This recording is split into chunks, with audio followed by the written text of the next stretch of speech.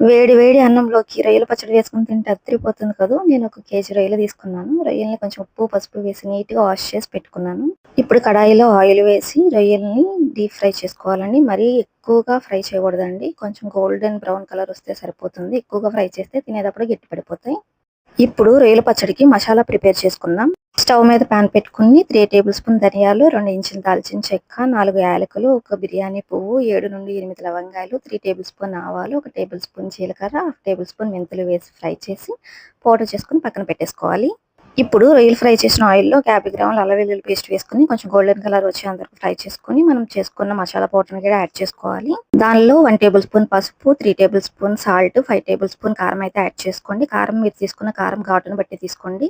తర్వాత ఫ్రై చేసిన రొయ్యలను యాడ్ చేసి పూర్తిగా చల్లారనిచ్చిన తర్వాత 5-6 నిమ్మకాయలని రసం తీసేసి కలుపుకోవాలి.